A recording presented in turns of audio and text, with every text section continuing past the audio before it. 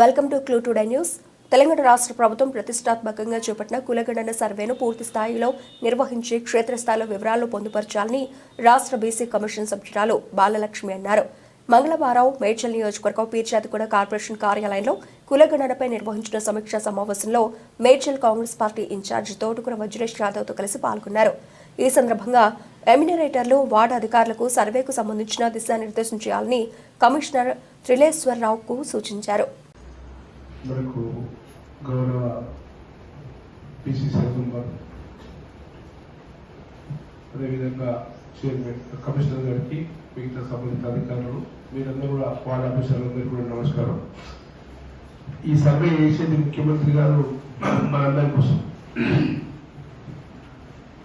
మనమందరము గౌరవ ముఖ్యమంత్రి గారి ఆలోచన మేరకు ఇప్పుడు దాదాపు 6,000 మన ఒక్క మున్సిపాలిటీలో సర్వే కాలేదంటే ఇక్కడ ఉన్న మీ అందరి తప్పు, మాది తప్పు అని ప్రభుత్వం చెప్తా ఉంది. ప్రతిపక్షాలు కూడా క్లియర్గా మీరు సమగ్ర సర్వే కరెక్ట్ చేయలేదు, మరి బీజేపీ కానీ, ఇక్కడ కాంగ్రెస్ కానీ, టీఆర్ఎస్ కానీ, మిగతా పక్షాలన్నీ కూడా మన మీద అభియోగం మోపుతా ఉండేది. మీకు ఇక్కడ ఉన్నటువంటి కలెక్టర్ గారు, మిగతా సంబంధిత అధికారులందరూ కూడా ఒక మనిషికి 150 ఇళ్ళు ఇచ్చి రోజుకు 5 ఇళ్ల చొప్పున చేయాలని మీకు ఇన్స్ట్రక్షన్స్ ఇచ్చింది. మరి మన ఒక మున్సిపాలిటీలో 5,000 దాదాపు అంటే 5,000 పైచీలకు ఇవ్వలేదంటే మనం అందరం కూడా బదలమవుతాం. ఈ సర్వే అనేది బడుగు బలహీన వర్గాల కోసం 76 సంవత్సరాలు ఏ ప్రభుత్వం కూడా సాహసపూర్వకమైన నిర్ణయం ఇది. ఇంత పెద్ద నిర్ణయం తీసుకోలేదు. ఎప్పుడు ఎన్నికలు వచ్చినా సర్వేలను పెట్టి ఎన్నికలు ఆపుతా ఉంటారు. ఈ సర్వే అనేది ఖచ్చితంగా రేపు పొద్దుగల మనకి ఏ రిజర్వేషన్ కావాలన్నా దానికి ఆధారపడి ఉంటుంది. దానితో పాటు మీ ఉద్యోగాలలో కూడా మీకు కూడా భద్రత ఉంటుంది. ఇవాళ మీ దగ్గర రెడ్లు ఎంతమంది ఉన్నారు, బ్రాహ్మణులు ఎంతమంది ఉన్నారు, యాదవులు ఎంతమంది ఉన్నారు, గౌరులు ఎంతమంది ఉన్నారు, కులం రిపోర్ట్ ఉంది మీ దగ్గర. కనుక దయచేసి మీరందరూ కూడా యువకులు ఉన్నారు, ఖచ్చితంగా మేడం చెప్పినట్టు ఖచ్చితంగా దీన్ని పాటించాలి. దానితో పాటు ఇవన్నీ కూడా కంప్లీట్ చేయాలి.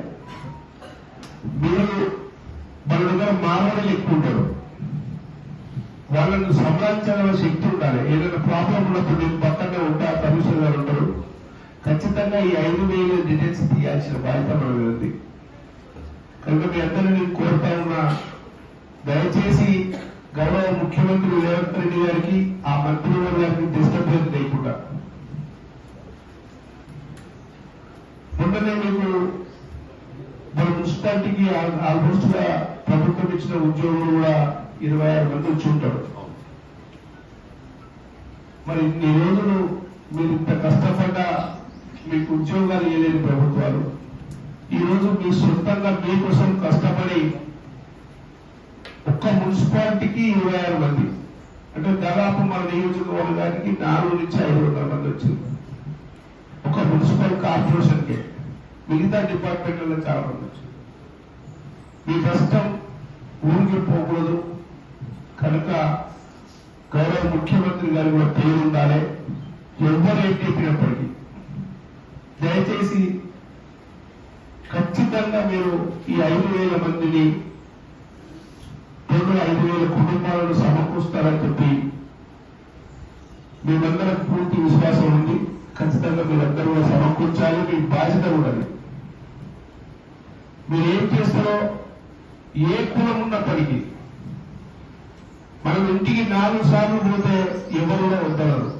ఒకసారి వాళ్ళకున్న టెన్షన్ల వల్ల, వాళ్ళకున్న ఇబ్బందుల వల్ల చెప్పొచ్చు. కానీ మీరు 4 సార్లు చూడండి. 5,000 కుటుంబాలంటే మీకు 28 మందికి పనిచేస్తే ఎంత వస్తాయి, ఎన్ని వస్తాయి ఒకసారి చూడండి. ఒక వార్డులో 100 ఉండొచ్చు, ఒక వార్డులో 200 ఉండొచ్చు. దొరకని ప్రదేశం ఉండదు.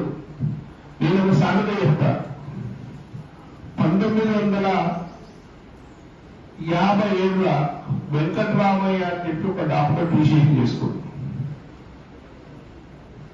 ఆయన కోసము దాదాపు ఇక్కడ ఉన్నటువంటి రియల్ ఎస్టేట్ అని 100 సార్లు తిరిగారు. ఆయన కరీంనగర్ కర్నూలులో ఉంటాడు, ఊళ్ళో ఉంటాడని చెప్తే దొరకలే. కష్టపడి తీసుకుంటే దొరికింది. ఆ డాక్యుమెంట్ చీటింగ్ అని తేలింది.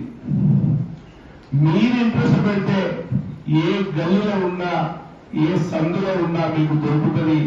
వాళ్ళంతా ప్రజలందరూ కూడా కావాలని కోరుకుంటున్నారు కనుక దయచేసి మీ అందరికీ చేతులు జోడించి ముఖ్యమంత్రికి చెడ్డ పేరు రాకుండా చూడాల్సిందని అందరిలో కోరుతా ఉన్నాను.